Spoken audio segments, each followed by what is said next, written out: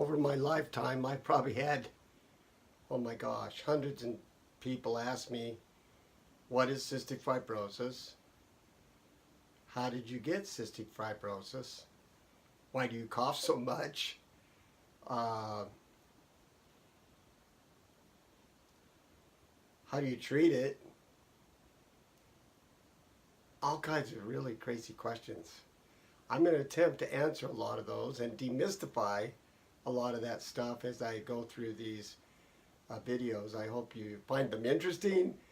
I will try not to be too crazy and maybe bring you some insight on what to expect, how it fits through the family, and the genealogy of it all. Just for starters, as you can see, I've written up on the wall, or up on this board, I have the 508 del plus the 3659 del C mutation, and that's the form of cystic fibrosis that I have. I don't know too much if how it relates to years or that kind of thing. It's kind of cystic is cystic to me. It's all a great big pain in the butt. I thought I'd draw you this little diagram so you'll see how cystic follows through our family. I also thought I'd explain to you a little bit about how my childhood was and growing up with cystic. It's an interesting story. I hope I'm not too boring for you, but let's give it a go and see how it all works. Before I get into that, I want to explain to you that so many people in my world, today I went to lunch with some friends, and one of my buddies that know I have some health issues said to me, well, how are you feeling? And I said, actually I'm feeling pretty good. I've been taking some new medicine, and since the first of the year my lungs have been really improving, and I felt good enough. And when I say good enough, what does that really mean? Anybody can relate to this that's cystic. Sometimes you just wake up in the morning like, I just want to go back to bed, and oh my gosh, it's a pain. And other days you're like, well, I have energy, and so you go out and do 2 or 3 things, and then you have to come home and take a nap. And that's okay. But it just really depends on the day. It's really kind of, I don't know, maybe not for you, but for me, it really depends on the day. So anyway, this buddy asked me how I'm feeling, and I told him, well, I'm on some new medicine and feeling pretty terrific. And he said, well, what's the name of the medicine? And I said, well, it's tobramycin. And he said, well, what does it do? And I said, well, it's an antibiotic for your lungs, and I have some junk in my lungs. And so anyway, just thought I'd explain to a little bit about how that works and the price of the medicines. And he just like choked. And I said, yeah, without insurance, I would die.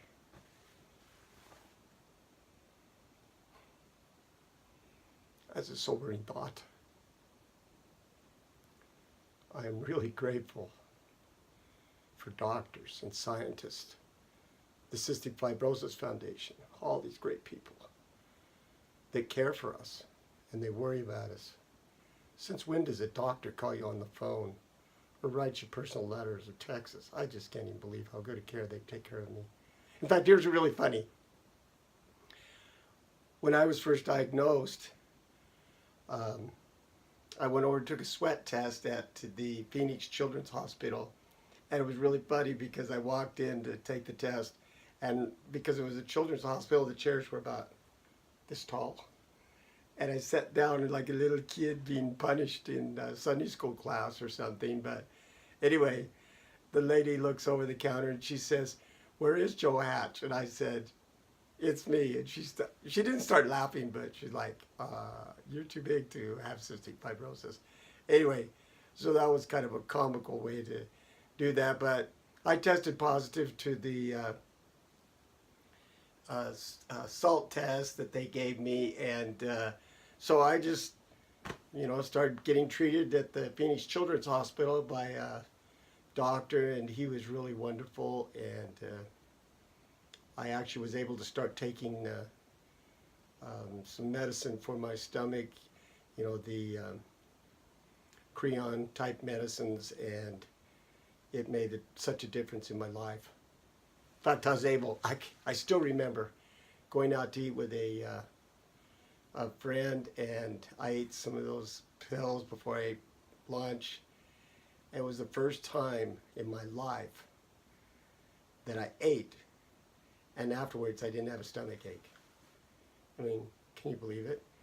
In fact, I ask people, since then I've asked people all the time, do you feel your stomach? People look at you like, what the heck? And I'm like, I don't ever not remember not feeling my stomach. That's really crazy. But anyway, it's true. So once I started taking the medicine for my stomach and, you know, the enzymes, my life just really started to take off, because originally when I was younger, I didn't have much of a issue with my lungs. As I've got older, they've progressively got worse.